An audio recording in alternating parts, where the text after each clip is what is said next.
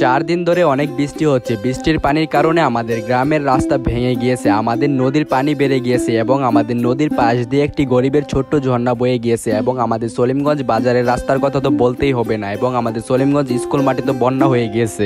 Hello guys, আসসালামু আলাইকুম। আজকের ব্লগ ভিডিওতে আপনাদেরকে দেখানোর চেষ্টা করব আমাদের গ্রামে কিভাবে বৃষ্টি শুরু হয় এবং আমরা এই বৃষ্টিটাকে কিভাবে অনুভব করি। বৃষ্টি শুরু হওয়ার আগে গ্রামের আকাশ কালো মেঘে ঘিরে যায়, সঙ্গে হালকা হালকা বাতাস চালাতে থাকে। কিছুক্ষণ পর বাতাসের গতি বাড়তে থাকে, সঙ্গে ধরি ধরি বৃষ্টির ফোঁটা পড়তে থাকে। বৃষ্টির পানিগুলো সরাসরি ঘরের চালের উপর পড়ে। এ যেন গ্রামের মাঝে অন্যরকম একটি বৃষ্টির শব্দ হয়। আস্তে আস্তে বৃষ্টি বাড়তে থাকে। বৃষ্টি কখন থামবে কেউ জানে না। ঘরের জানালা দিয়ে বৃষ্টির পানি দেখা যায়, চারদিক ভেসে যাচ্ছে বৃষ্টির পানি দিয়ে। ঘরের উঠান ভরে গিয়েছে বৃষ্টির পানি দিয়ে।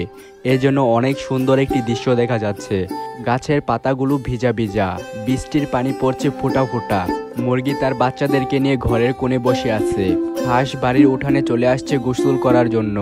রাস্তা দিয়ে ছুটে যাচ্ছে গ্রামের সব বৃষ্টির পানি। পানিগুলো কোথায় যাচ্ছে চলেন আপনাদেরকে একটু দেখিয়ে আসি।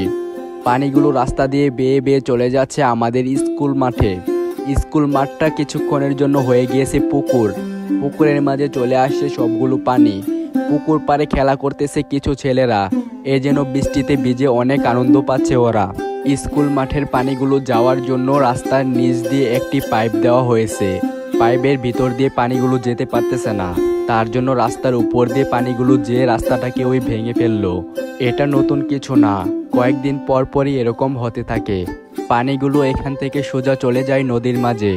বৃষ্টির পানির কারণে তো নদীটাকে দেখতে অনেক সুন্দর লাগছে। নদীর মাঝখান দিয়ে ভেসে যাচ্ছে লঞ্চ। নদীর পানিটা টলটল করছে, সঙ্গে ভেসে যাচ্ছে নৌকা। এ যেন এক গ্রামের সৌন্দর্য ভেসে উঠল নদীর মাঝে। হাঁসগুলো বৃষ্টিতে ভিজে চোবা চোবা নদীর পানিতে তাদের শরীরটাকে পরিষ্কার করে নিচ্ছে। আর আমাদের নদীর পাশ দিয়ে বয়ে যাচ্ছে আমাদের গ্রামের গরিবের ঝর্ণা। এই ঝর্ণাটি দিয়ে আমাদের গ্রামের যত বৃষ্টির পানি আছে সবগুলো পানি নদীতে এসে মিশে। দুপুর হয়ে যাচ্ছে, আকাশ কালো মেঘে ঘেরা। বৃষ্টি কখন থামবে কেউ জানে না। ঘরে রান্না হচ্ছে গরম খিচুড়ি।